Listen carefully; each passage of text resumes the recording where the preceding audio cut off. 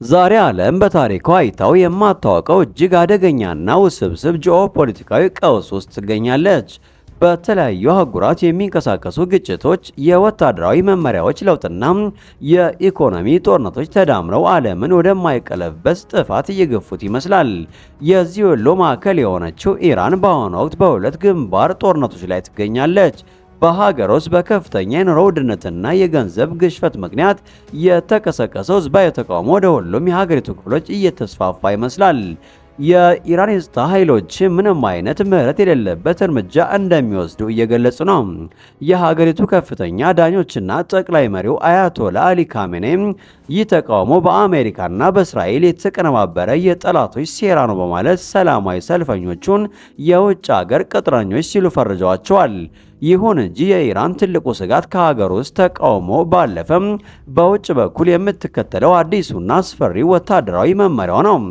ባለፈው ጥር 6 ቀን የኢራን መከላከያ ምክር ቤት ያወጣው መግለጫ የዓለምን ወታደራዊ ተንታኞች በእጅጉ አስደንግጧል። ኢራን ለበርካታ አስርተ ዓመታት ስትከተለው የነበረውን መጀመሪያ አልወጋም የሚለውን መመሪያ በመተው አሁን ግን ግልጽ የሆነ የስጋት ምልክት ካየው ጥቃት ከመፈጸሙ በፊት አስቀድሜ እርምጃ ወስዳለሁ ስትል አውጃለች። የኢራን ስትራቴጂስቶች ጠላት መጥቶ እስኪመታን ከመጠበቅ የመንግስታችንን ሕልውና አደጋ ላይ መጣል የለብንም የሚል ስጋት ስላላቸው አሁን ጥቃት ከመሰንዘሩ በፊት የስጋት ምልክቶችን ብቻ አይተው እርምጃ ለመውሰድ ወስነዋል። ይህ ውሳኔ በመካከለኛው ምስራቅ ያለ የጦርነት ስጋት ወደ ከፍተኛ ደረጃ ያሸጋገረ ሲሆን ማንኛውም ትንሽ ስህተት ወይም የተሳሳተ ትርጉም ወደ አጠቃላይ ክልላዊ ጦርነት ሊያመራ ይችላል። በተመሳሳይ ሰዓት በአትላንቲክ ውቅያኖስ ሌላ አስፈሪ ፍጥጫ ተፈጥሯል። አሜሪካ የሩሲያ ሰንደቅ ዓላማ ያውለበለበችውን ሜሪኔራ የተባለች የነዳጅ መርከብ የባህር ላይ ዘረፋ በሚመስል መልኩ በቁጥጥር ስር መዋሏን ተከትሎም ሞስኮ ከፍተኛ ቁጣዋን እየገለጸች ነው።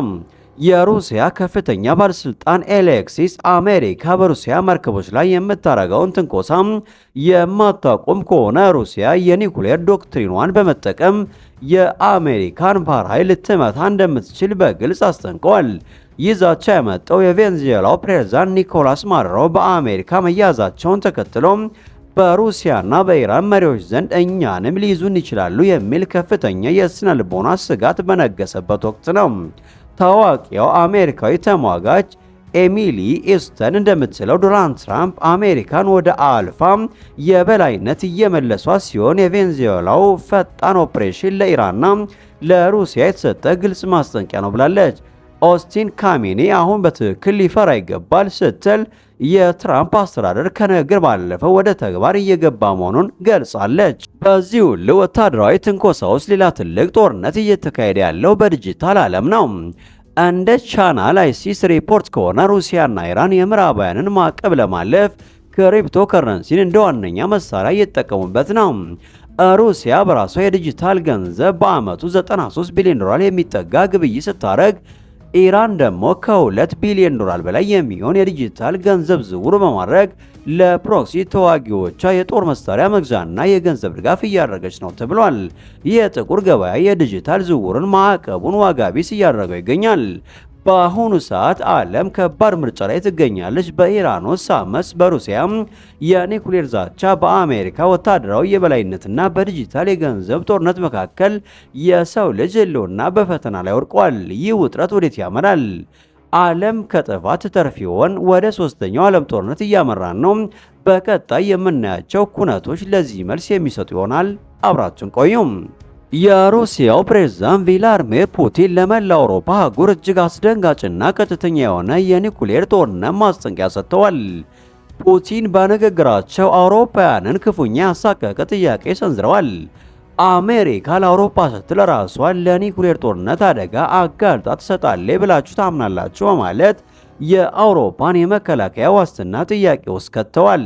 ይህ የፑቲን የትንቢትና የዛቻ ንግግር የመጣው የዩናይትድ ስቴትስ ፕሬዝዳንት ዶናልድ ትራምፕ ኔቶን ጊዜው ያለፈበትና አሜሪካን የሚበዘብዝ በማለት ካዋረዱ በኋላ መሆኑ ሁኔታውን ይበልጥ አሳሳቢ አድርጎታል። ፑቲን በግልጽ እንደተናገሩት አውሮፓ በአሁኑ ወቅት ከሩሲያ የሚተኮሱ የኒኩሌር ሚሳይሎችን አስቀድሞ ለመለየት የሚያስችል የቅድመ ማስጠንቀቂያ ቴክኖሎጂ የላትም።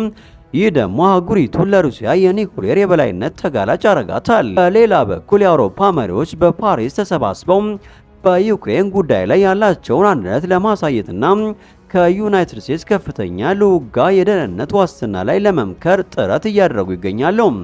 ይሁን እንጂ ጥረት በሞስኮ በኩል ከፍተኛ ተቃውሞ ገጥሞታል። ሩሲያ ማንኛውም የኔቶ ወታደሮች በዩክሬን ምድር ላይ እንዳይሰማሩ በጽኑ ያስጠነቀቀች ሲሆን እንዲህ ያለ እርምጃ ከተወሰደ ቀጥተኛ ጦርነት እንደሚቀሰቀስ ገልጻለች። ከዚህ በተጨማሪ አውሮፓ አሁን ላይ ካለባት የሩሲያ ስጋት ባሻገር ከዋሽንግተን ጋር ባላት ግንኙነት ላይ ጥቁር ደመና እያንዣበበባት ይገኛል። በቬንዙዌላ የፖለቲካ ቀውስና በግሪንላንድ የግዛት ጉዳዮች ዙሪያ ከአሜሪካ ጋር የገባቸው አለመግባባት አውሮፓ ለደህንነቱ አሁንም ድረስ በአሜሪካ ላይ ያላትን ጥልቅና አደገኛ ጥገኝነት በግልጽ አሳይቷል። ፑቲንን የአውሮፓና የአሜሪካንን መከፋፈል እንደ መልካም አጋጣሚ በመጠቀም አሜሪካ ፊቷን ብታዞርባችሁ ማን ይታደጋቸዋል የሚለውን ስጋት በአውሮፓውያን ልብ ውስጥ እንዲሰርጽ አድርገዋል።